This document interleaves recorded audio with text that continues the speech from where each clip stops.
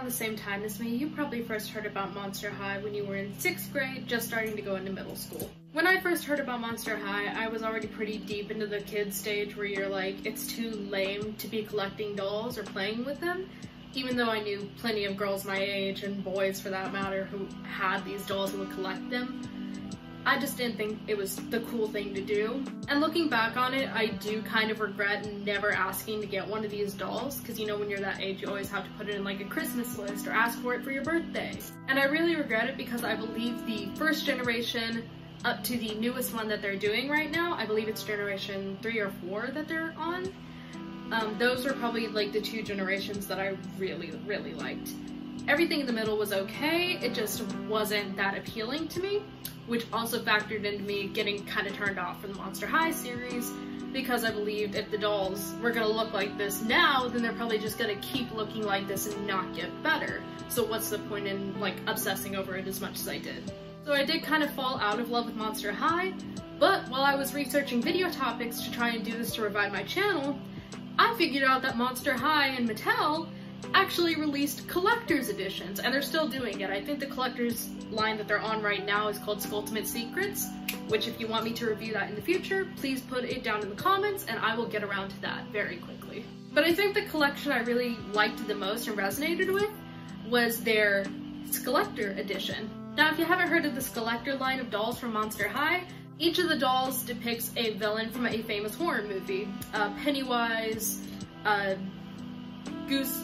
almost said Goosebumps, Beetlejuice, and others around in that same vein. For this video, I decided I'm going to rank these dolls in a tier style format. The name of the tiers are going to be listed right here. And the way I'm going to be reviewing these dolls is I'm going to judge them by their outfits, their shoes, because Monster High, as we all know, definitely put a lot of work into their dolls' shoes, like that they never skip on that. Accessories, meaning props or any kind of jewelry that they're wearing. And then finally their makeup. I'm not going to sit here and keep rambling, I'm going to get us right into the video. Thank you for watching and I hope you enjoy it. Let's go! So I'm going to start us off with their Pennywise doll. My list of dislikes with these dolls for each of them at least are very brief, so I'm just going to list those off first. Immediately what I don't like about Pennywise is the calf-length leggings. It reminds me of a pair of leggings that I used to have as a kid and I didn't like those. The calf-length trend definitely had its moment, but I don't think that moment was significant enough to put it into a collector's doll. Then again, I'm not a fashion designer, I'm just saying I would have personally brought the leggings all the way down to at least the top of the shoe. I think the other thing I don't really like about it is like the poofy skirt at the end of the shirt, because I think it's supposed to be like indicating that it's a 2-piece instead of just like one full outfit. If we were gonna do that, I might as well have just made it a dress. You might as well have just made it a dress at that point if you're gonna put the poofiness. Just make it at the end. Other than that, I think I like everything about the outfit. I love the little puffy buttons, the collar that she's wearing. I love her sleeves, because if you zoom in a little bit, they are see-through, so it's kind of giving like a little bit of a skin moment right there. And I definitely love the poofs around her wrists. I think I actually just noticed that she's wearing the gloves too. Oh my gosh, so she is wearing gloves. It looks like they're just molded on though. They're not an actual piece of fabric. So that was a really nice touch. Moving on to accessories, we could already see the red balloon, so we don't really need to focus too much on that. It was a plastic red balloon that she can hold from a little like circle that they have in it. But I love the SS Georgie boat that they have because it looks like you could just hold it from her finger. And even in this photo, you can see the molded on gloves, which actually have seams in them on the sides. So that's a really nice touch too. I definitely like the boat over the balloon, even though I guess the balloon is more iconic for Pennywise. It looks like it's handwritten SS Georgie. So I really love that little detail that they put in there. Most of these dolls you're gonna see have at least 2 accessories with them. I think with the exception of maybe like one of them doesn't really have any accessories other than jewelry. So definitely 10 out of 10 with the SS Georgie. Love it. Moving on to the shoes. I don't remember what Pennywise's shoes actually looked like. I think they were just white. White with a little bit of blue, I think, in the actual movies. But I love her shoes. The little like red puff on the top. I love the distinction between the colors white and blue. And then if you look like really closely, the actual white part on the front of the shoe is like supposed to be razor sharp teeth. So I think that's a really good detail. I even like that the little back of the heel has like the little flare out, so it's supposed to be a little bit fun, because she's still supposed to be clownish, you know? That's the appeal of Pennywise. It's a clown. It's supposed to be something that's not scary, but it is, you know? So I think the shoes automatically get a 10 out of 10 on this one. Actually, you know what? I'm gonna bump that down to at least a 9.5, because I would have liked if they made the little red puff actually like a fabric puff instead of just a molded plastic one. But that's not taking really anything away from it. It's still beautiful. So this is bad hosting on my part, but I forgot that one of the last things that we're going to be judging these dolls on is their box art. So meaning the actual like physical box that they come in. So this is Pennywise's box. I love it.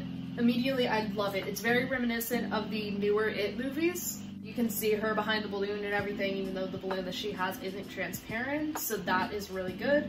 You got the little Monster High insignia down in the corner.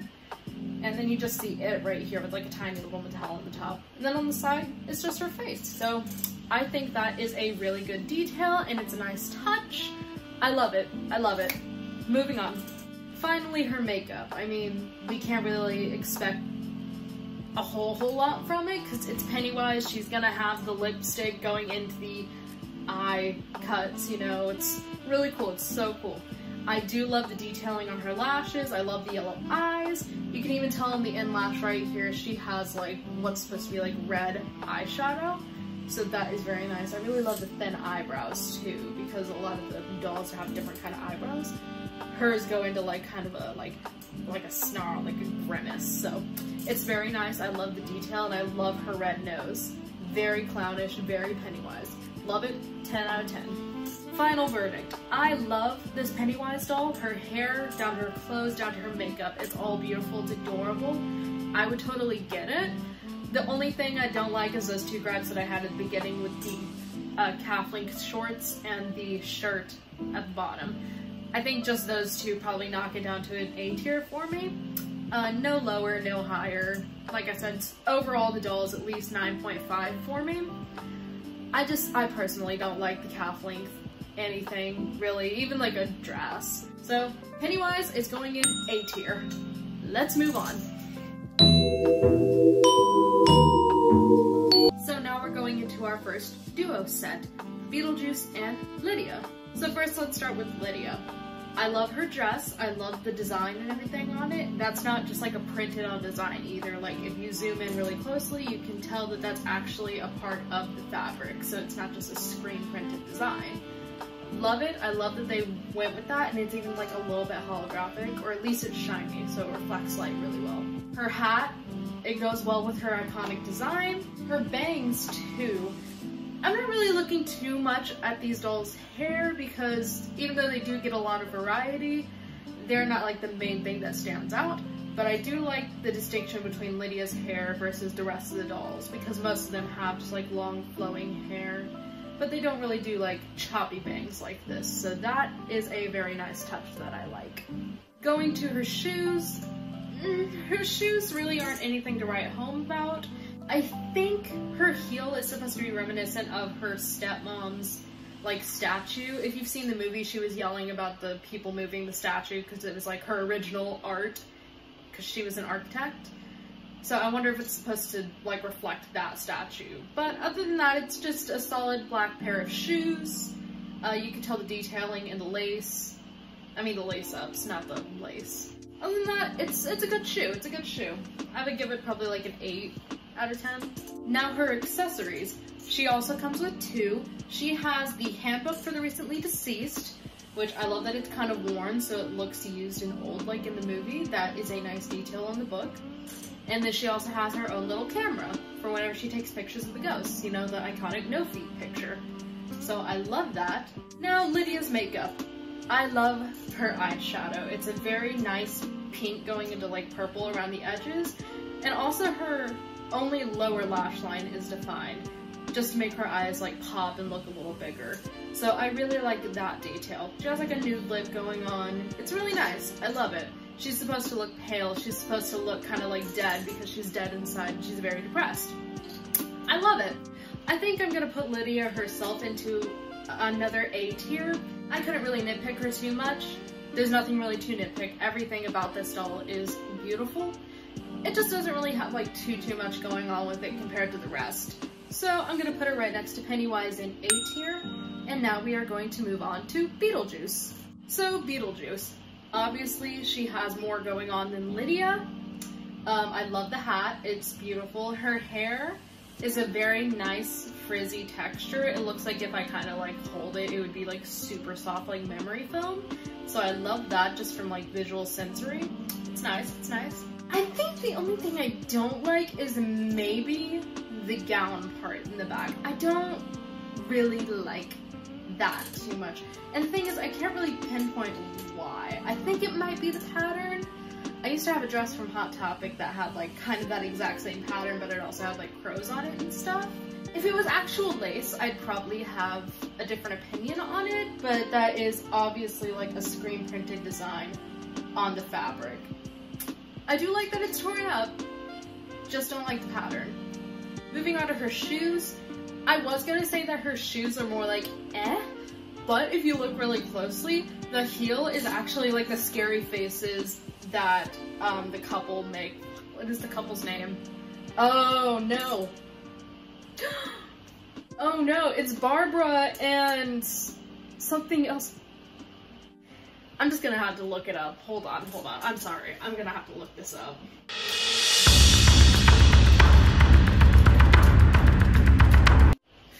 The Maitlands. They're the Maitlands. Barbara and Adam. I don't know why I didn't remember that. Now the makeup on her is something that I really like.